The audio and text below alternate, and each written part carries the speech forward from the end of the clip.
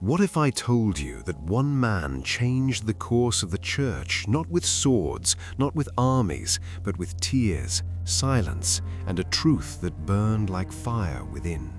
In a time marked by spiritual confusion and the loss of faith, Saint Dominic of Guzman emerges as someone who could not ignore falsehood when it spread before his eyes.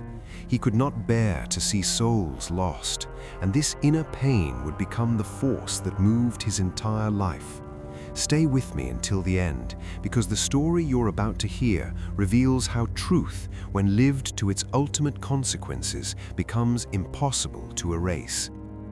Dominic was born in Spain into a Christian family, and from an early age was marked by an unusual spiritual sensitivity.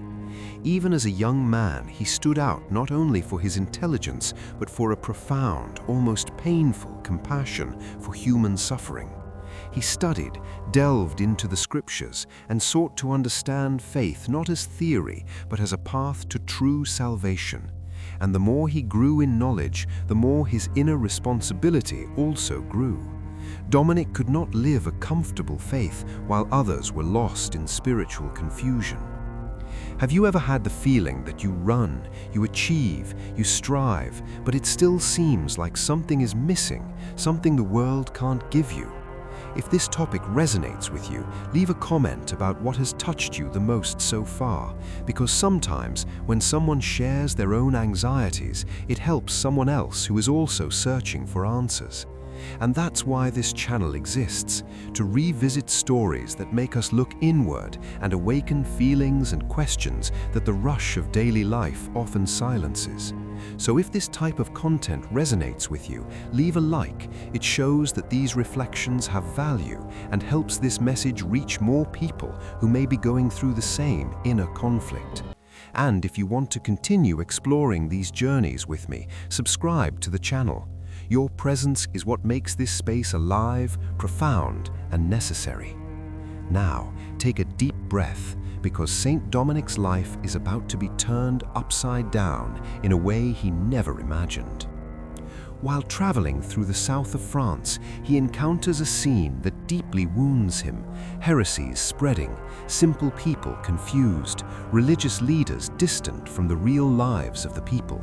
It wasn't just an intellectual error, it was a spiritual void. Domingos realizes that many no longer believed because they had never seen faith truly lived, and this destroys him from the inside.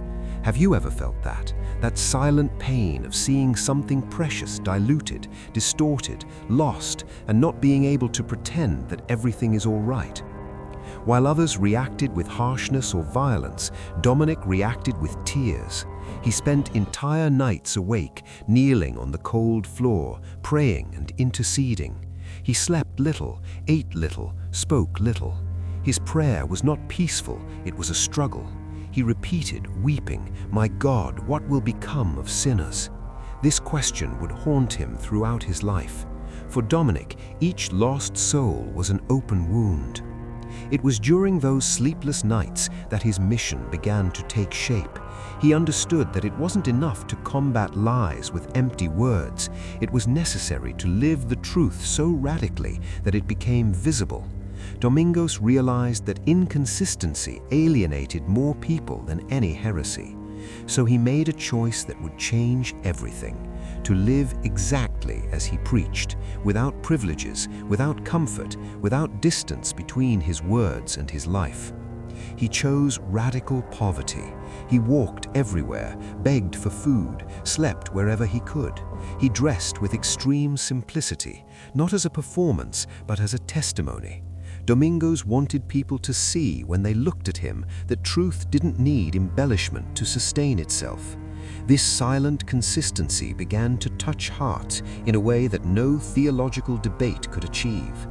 But Dominic did not shy away from confrontation when it was necessary. He engaged in dialogue with heretics, listened, and argued with patience and clarity. He did not shout, he did not humiliate, he did not threaten. His strength lay in his serenity and conviction, and often extraordinary signs accompanied his mission. there are accounts of books containing the true doctrine that did not burn when thrown into the fire, while others were consumed. Miracles that did not seek to impress, but to confirm that the truth sustains itself.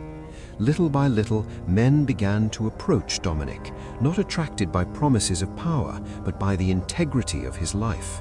He formed men who prayed and studied, who thought deeply and lived simply.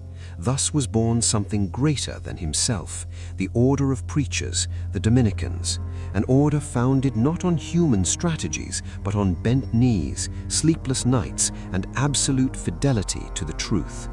Dominic understood that faith needed deep roots so as not to be carried away by any wind. Therefore, he combined intense prayer and serious study.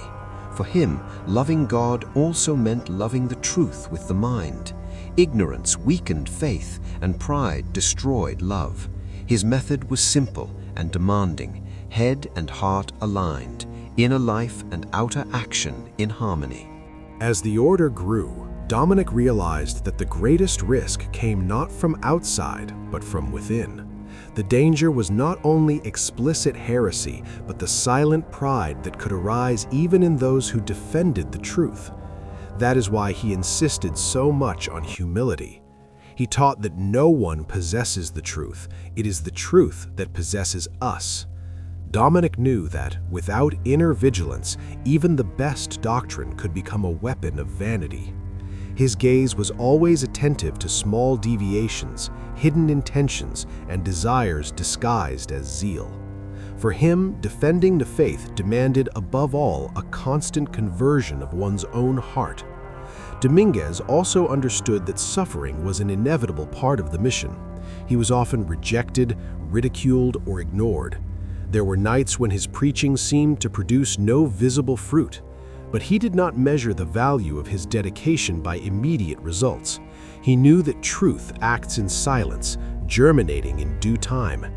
Instead of discouragement, these difficulties deepened his prayer life even further. It was common to find him alone, weeping before the altar, offering God not only the souls of others, but also his own frustrations and limitations. For Dominic, preaching didn't begin with words, but with listening. He believed that only those who allow themselves to be wounded by the truth can proclaim it. Therefore, he cultivated long moments of silence before any action. This inner reflection gave his words an unusual power.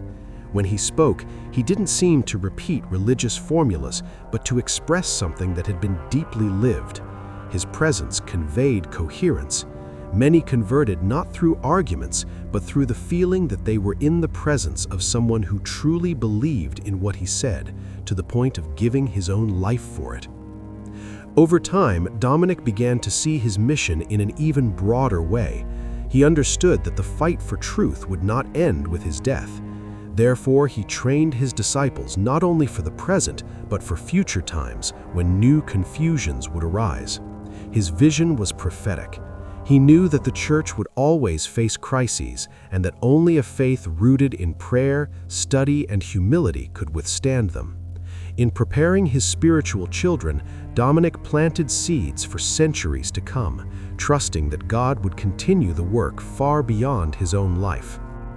Even with the growth of the order, Dominic never sought prominence. He continued to live as the poorest of the poor. He served, listened, interceded. He wept silently. Many found him at night prostrate on the ground with his arms outstretched in the form of a cross, offering his own life for the salvation of souls. His body was worn down, but his spirit remained steadfast. In the last years of his life, Dominic already knew that his mission no longer belonged to him. The order was alive. The flame had been lit.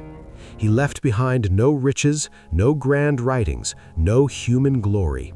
He left behind men formed in truth, a strengthened church, and a method that would endure for centuries.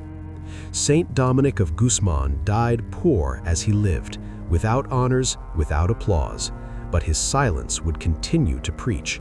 His life would prove that truth is not imposed by force, but is offered with love, sacrifice, and fidelity. In a world where lies shout, Dominic taught that truth remains firm, patient, and invincible. If you've made it this far, it's because this story touched something deep within you. If it resonated with you, comment, "This message was for me." This helps me know that this journey was worthwhile.